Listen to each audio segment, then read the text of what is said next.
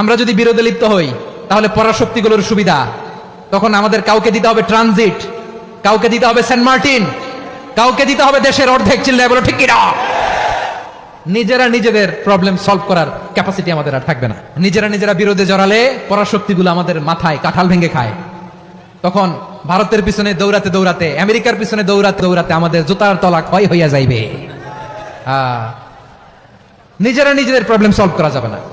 আমরা যদি অন্যের পিছনে না দৌড়াতাম আর এই বিরোধকে থামাতে পারতাম, বাংলাদেশ আজকে যেখানে আছে তার কমপক্ষে 50 গুণ সামনে থাকতো। চিল্লায় বলেন ঠিক কিনা?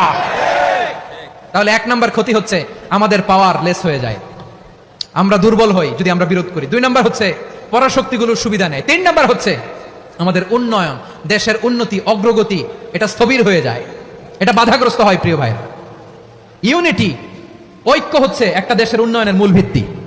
ইউনিটি অফ এ কান্ট্রি, এটা হচ্ছে একটা সাস্টেইনেবল ডেভেলপমেন্ট, সোশ্যাল স্টেবিলিটির জন্য এটা অনেক গুরুত্বপূর্ণ। এজন্য বিরোধের কোনো স্থান আমরা দিব না, আমরা ঐক্যবদ্ধ থাকবো ইনশাআল্লাহ। বলেন, আর কখনো কাউরে কাফের বলে গালি দিবেন? তুই জাহান্নামী বলবেন? ঝগড়া লাগলে লাগাই দিবেন? তাহলে কি করবেন?